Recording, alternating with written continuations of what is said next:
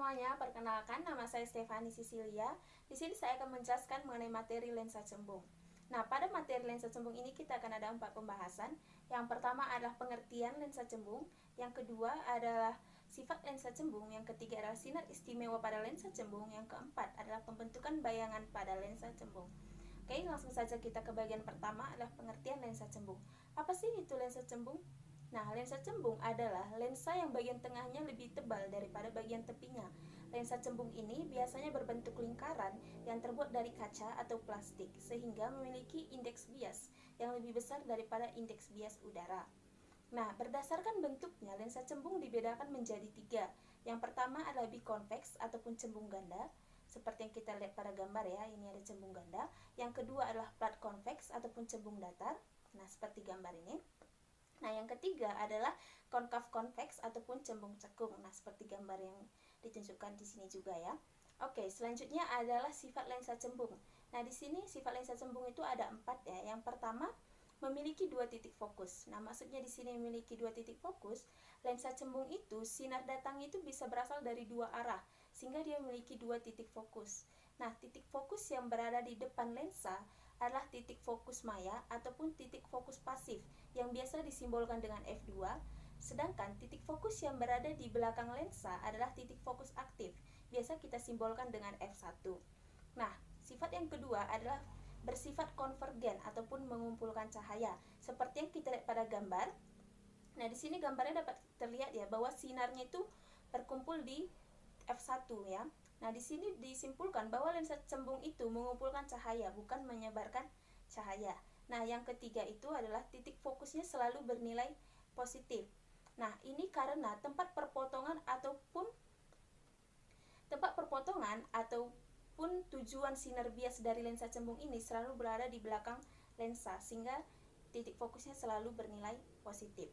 Nah, yang keempat adalah besar pembiasan cahaya pada lensa cembung tergantung pada indeks bias lensa cembung dan juga permukaan lensa.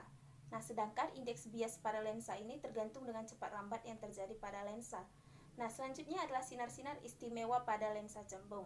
Nah, seperti yang terlihat di layar di sini, yang pertama itu adalah apabila sinar datang sejajar dengan sumbu utama akan dibiaskan ke titik fokus aktif ataupun F1 ya. Seperti di sini dapat kita lihat di gambar ini ya, maksudnya. Oke, yang kedua adalah apabila sinar datang melalui titik fokus pasif ataupun F2 akan dibiaskan sejajar dengan sumbu utama. Nah, di gambar di PPT juga bisa kita lihat di sini. Oke, yang ketiga adalah apabila sinar datang melalui pusat lensa ataupun pusat optik. Di sini dapat kita lihat di gambar ini adalah pusatnya ini terletak di tengah-tengah lensa. Nah, itu tidak akan dibiaskan, melainkan akan diteruskan. Nah, selanjutnya kita masuk ke materi yaitu pembentukan bayangan pada lensa cembung. Nah, baiklah, pembentukan bayangan yang pertama adalah di ruang 1 ataupun terletak di antara O dan F. Nah, di sini dapat kita lihat di gambar ya bahwa bendanya itu di titik A ya di sini. Di sini dia terletak di antara O dan F ataupun di ruang 1.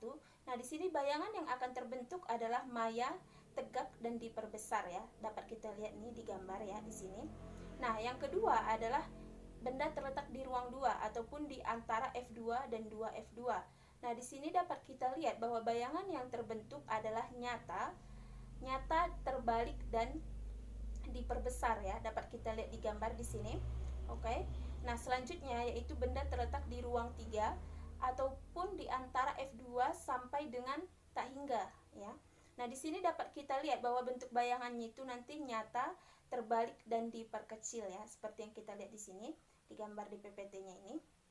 Nah, selanjutnya yang keempat itulah benda berada di titik fokus. Nah, di gambar ini dapat kita lihat bahwa tidak terjadi perpotongan antara dua sinar istimewa di sini.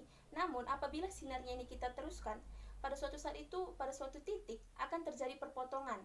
Nah, di mana perpotongannya itu akan menghasilkan bayangan maya, nyata dan diperbesar. Maksud saya maya, tegak dan diperbesar. Nah, selanjutnya adalah benda yang berada di titik 2F ya, di 2F2. Di sini dapat kita lihat bahwa bayangan yang terbentuknya itu nanti nyata, sama besar dan terbalik. Nah, jadi di sini dapat kita simpulkan dalam lensa cembung itu setiap bayangan yang dibentuk oleh lensa cembung ini pasti dia tegak terhadap bendanya. Nah, yang kedua adalah apabila bayangan yang dibentuk oleh lensa cembung ini nyata, pasti nanti dia posisi bayangannya itu terbalik daripada bendanya. Nah, demikian yang dapat saya sampaikan mengenai lensa cembung. Semoga bermanfaat bagi kita semua. Terima kasih atas perhatian.